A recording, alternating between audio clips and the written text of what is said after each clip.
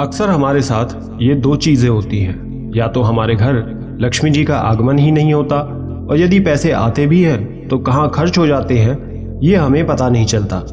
इन सब का कारण कुछ 12 दोष हैं, जिसकी वजह से या तो हमारे घर लक्ष्मी जी का आगमन नहीं होता और यदि लक्ष्मी आती भी हैं तो काफ़ी मेहनत करने के बाद और वो कब कहाँ कैसे व्यय हो जाते हैं, चाहे वो आवश्यक काम हो या ना हो पता ही नहीं चलता। इन सब के अंत में होता यही है कि हम ये देखते हैं कि हमारी मेहनत करने के बाद भी बरकत हुई नहीं, धन की वृद्धि हुई नहीं। आज की इस वीडियो में हम आपको यही बताएंगे कि हमें कौन सी ऐसी गलती नहीं करनी चाहिए जिससे हमें धन का नुकसान हो। ऐसा क्या करें कि लक्ष्मी जी स्वयं हमारे घर आए। लेकिन वीडियो में आगे बढ़ने से पहले आपसे छोटी सी रिक्वेस्ट है, चैनल पर पहली बार आए हैं तो सब्सक्राइब कर लीजिए, वीडियो को लाइक करके दोस्तों रिश्तेदारों के साथ शेयर जरूर करिएगा और हाँ, कमेंट में प्यार भरा राधे राधे लिखें जिससे हमें पता लग सके कि आपको हमारी वीडियोस पसंद आती हैं। दोस्तों, ऐसा कहा जाता है कि जब घर में महालक्ष्मी जी का निवास होता है तो घर में सुख, शांति, समृद्धि भी आती है। साथ ही व्यक्ति के भीतर एक अलग ही ऊर्जा आती है, यानी कि सकारात्मक ऊर्जा का वास होता है। लेकिन वहीं जब दरिद्रता आती है तो कई तरह की समस्या आती है, रोग, बीमारी, कंगाली सब कुछ आ जाता है। हम परेशानी से घिर जाते हैं जिसका शायद हम ठीक तरह से वर्णन भी ना कर पाएं। ऐसा नहीं है कि धन के अलावा कहीं सुख नहीं है, सुख तो है, लेकिन ये भी सत्य है कि दरिद्रता से बड़ा कोई दुख नहीं है। तो आज हम 12 दोष आपको बता रहे हैं, उसे ध्यान से सुने। ये आपकी धन की वृद्धि में, महालक्ष्मी जी को बुलाने में बहुत सहायता करेगा। पहला, हमेशा इस बात का ध्यान रखना चाहिए और आपने ये सुना भी होगा कि व्यक्ति को हमेशा सुबह सूर्योदय से पहले उठना चाहिए, चाहे पुरुष हो या स्त्री। उन्हें यह नियम बना लेना चाहिए कि सूर्योदय से पहले वो उठ जाए।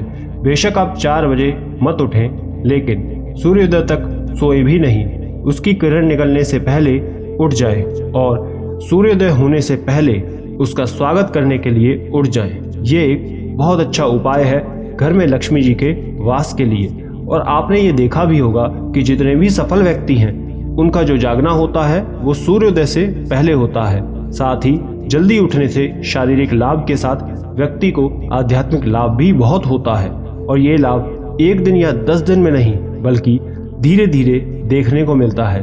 तो ये बात आप सभी गांठ बांध लें कि जो व्यक्ति सूर्योदय से पहले उठता है लक्ष्मी जी उसके पास वास करती हैं, वो कभी उनसे हीन नहीं होती। दूसरा उपाय ये है कि आपका पर्स जिसमें आप पैसे रखते हैं उस पर भी आपको ध्यान देना चाहिए, क्योंकि उसमें आप लक्ष्मी जी को रख रहे हैं। इसलिए आपको हमेशा इस बात का ध्यान रखना है कि आपका पर्स कहीं से भी कटा फटा ना हो, वो बिल्कुल ठीक हो, क्योंकि लक्ष्मी जी का वास वहीं होता है जहाँ साफ सफाई होती है, उसी जगह लक्ष्मी जी का आगमन होता है। यही शास्त्रों में भी लिखा गया है कि कहीं भी कटी फटी या गंदी मैली जगह जहाँ साफ सफाई ना हो वहाँ कभी भी लक्ष्मी जी नहीं आती, उनका आगमन नहीं होता। जहाँ स्वच्छता होगी वहीं लक्ष्मी जी का आगमन होगा। आपका घर, आपके घर का फर्श सब साफ सुथरा हो। साथ ही यदि हो सके तो व्यक्ति को हर साल दिवाली के दिन अपना पर्स बदल लेना चाहिए। ये भी एक अच्छा उपाय है। ऐसा माना जाता है कि दिवाली के दिन पर्स बदलने से, उसमें लक्ष्मी माता जी की फोटो रखने से, पैसों को सही क्रम में रखने से आपके घर में लक्ष्मी जी का वास होता है, बरकत होती है, धन की वृद्धि होती है। तीसरा उपाय ये है जिसका आपको बेहद खास ध्यान रखना चाहिए कि मंगलवार के दिन हमें किसी भी तरह का कर्ज नहीं लेना चाहिए।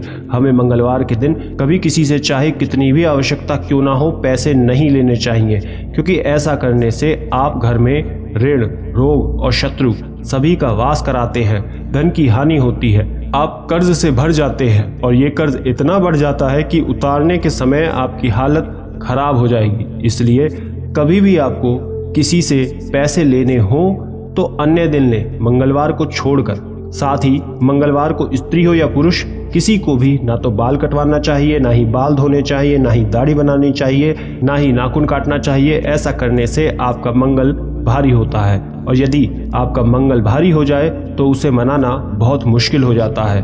मंगल ग्रह ऐसा है, यदि वो क्रोधित हो जाए तो ऋण, रोग, शत्रु तीनों का वास होता है, जो कि बहुत हानिकारक होता है।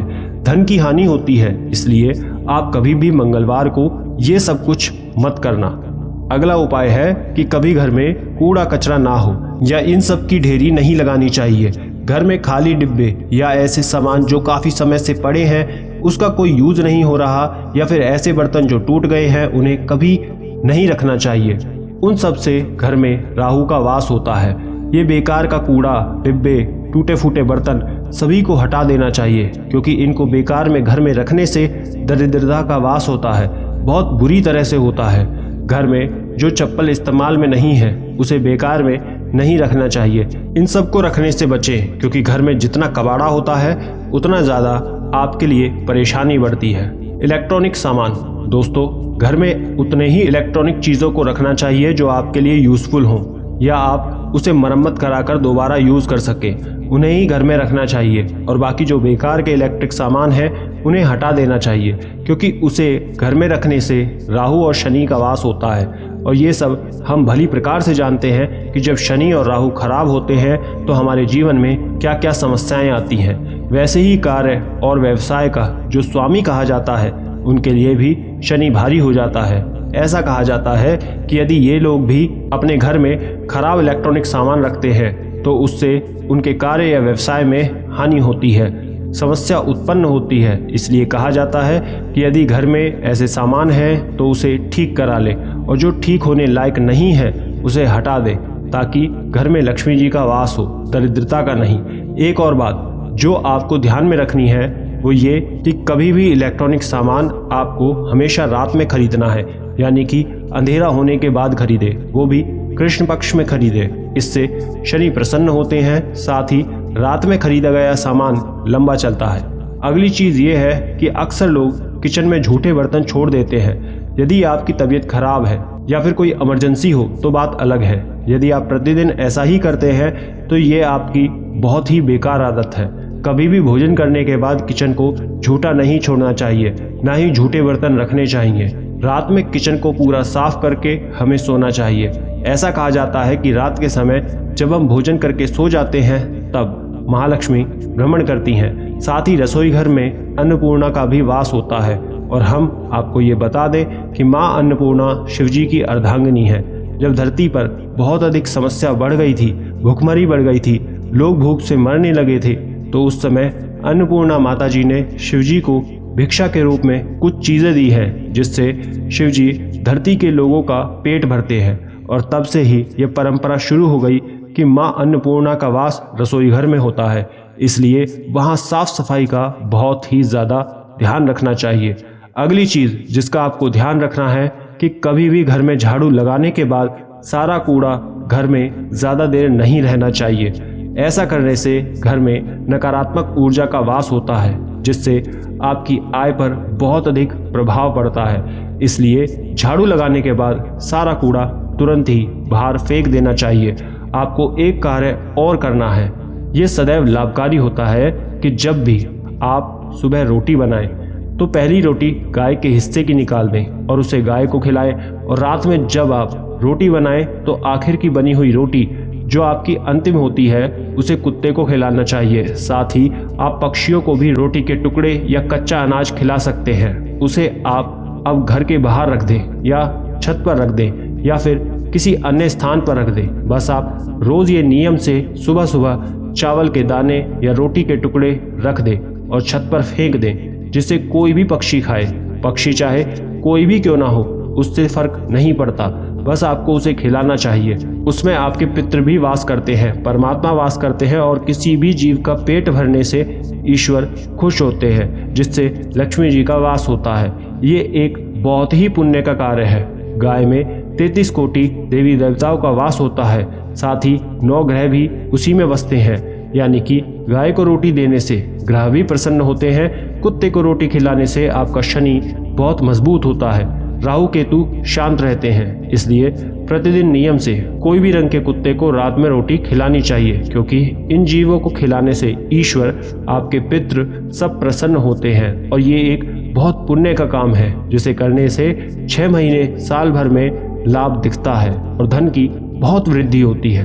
अमावस तिथि, ये तिथि महालक्ष्मी जी को बहुत प्रसन्न करती है, लेकिन आपको ये बता दें कि ये तिथि आपके पितृ को भी प्रसन्न करती है। अपने पितृ दोष को शांत करने के लिए आपको साल में एक बार अपने पितृ का तर्पण करना चाहिए, उससे आपके पितृ प्रसन्न होते हैं। लेकिन इसके साथ ही एक समस्या होती है कि कहा जाता है कि पितृ को घर का कोई बड़ा ही तर्पण देगा, तो इसका भी एक उपाय है कि आप प्रत्येक अमावस को पीपल के पेड़ में जल और दूध डालकर उसे सींचें। इससे आपके पितृ शांत होते हैं और आपको पितृदोष नहीं लगता।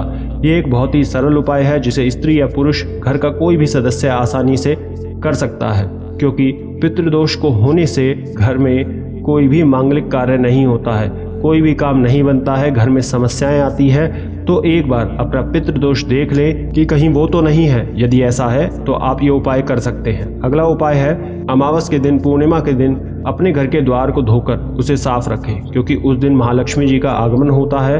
तो घर में अमावस हो, पूर्णिमा हो या शनि का दिन हो, उस दिन अपने घर के मुख्य द्वार को धोकर साफ रखना चाहिए। दरवाजे को अच्छे से साफ करके चंदन से चाहे रोली से स्वास्तिक दरवाजे के दोनों मुख्य तरफ निशान बनाएं। इससे महालक्ष्मी जी का आगमन अवश्य होता है। आगे के उपाय बताने से पहले छोटी सी रिक्वेस्ट ये है कि वीडियो को लाइक नहीं करा तो लाइक कर दीजिए, इससे हमें पता लगता है आपको जानकारी पसंद आ रही है। और चैनल पर अगर पहली बार है तो सब्सक्राइब करके रख लें, ताकि सारी जानकारी सबसे पहले आप तक पहुंचे। अगला उपाय ये है कि प्रत्येक दिन यानी नियम से हर दिन शाम के समय आपको घर में महालक्ष्मी जी को कोई भी सुगंधित धूप दिखानी है। ये धूप आपको आपके मंदिर में, पूरे घर में, मुख्य द्वार पर हर जगह दिखाना है। साथ ही यदि आप लक्ष्मी जी का या विष्णु भगवान जी का कोई मंत्र जो आप जानते हैं उसे जपें और धूप दिखाएं तो और अच्छा है। अंत में घर के मुख्य द्वार पर दिखाते हुए घर के मंदिर में वो धूप रख दें। ऐसा करने से आपके घर में महालक्ष्मी जी का आगमन होता है। चाहे आपके ऊपर कोई पितृदोष हो या फिर कोई अन्य समस्या, ये सभी इससे दूर हो जाएंगी। साथ ही आप ये देखेंगे कि ये उपाय करने से आपके घर में लक्ष्मी जी का आगमन हो रहा है, सुख शांति समृद्धि आ रही है। इस उपाय से घर में खुशहाली आती है। यदि कोई घर का सदस्य नौकरी के लिए प्रयास कर रहा है तो उसकी जल्दी ही नौकरी लग जाती है। अगले उपाय में आप ये समझें कि यदि आपके घर पर कोई मांगने के लिए आता है तो उसे आप हमेशा संतुष्ट करके भेजें। आपको ये नहीं कहा जाता कि अपने सामर्थ्य से अधिक दें या अपनी आमदनी से अधिक दान करें, या फिर कोई बहुत अधिक मांग रहा है तो उसे पूरा संतुष्ट करें। नहीं, आपको ये समझाया जा रहा है कि आप जो भी दान कर सकते हैं उसे पूरे मन से करें, लेकिन दे जरूर, क्योंकि कोई नहीं जानता कि भिक्षु के रूप में कोई व्यक्ति हमारे द्वार पर जो आया है वो कोई व्यक्ति है या फिर ईश्वर। इसलिए सदैव उन्हें देकर भेजे, ना कि उन्हें भगा दे। किसी भिक्षु को भगाने जैसा ये कृत्य आपको नहीं करना चाहिए। यदि आप ऐसा करते हैं तो इसका फल जन्मों तक आपको भुगतना पड़ सकता है। इसलिए जो भी आपके द्वार पर मांगने आए उसे कुछ न कुछ दान अवश्य करें, उन्हें सम्मान दें। बस यही 12 बातें आपको गांठ बांध कर रख लेनी है। यदि आप इनको समझ लें और इन उपायों को अपना लें तो आपकी ये सारी समस्याएं दूर हो जाएंगी और धन की वृद्धि होगी। आपके घर महालक्ष्मी जी का वास होगा। बेशक थोड़ा समय लगेगा, लेकिन इसका असर होता ज़रूर है। और जिस घर में ये उपाय अपनाया जाता है, किया जाता है, उस घर में कभी भी धन की कमी नहीं होती, सदैव बरकत होती है। दोस्तों, वीडियो पसंद आई तो लाइक करके दोस्तों और रिश्तेदारों के साथ शेयर करें। चैनल को सब्सक्राइब जरूर करें ताकि ऐसी ही जानकारी भरी वीडियो आप तक सबसे पहले पहुंच सके। मिलते हैं अगली वीडियो में, तब तक के लिए राधे राधे।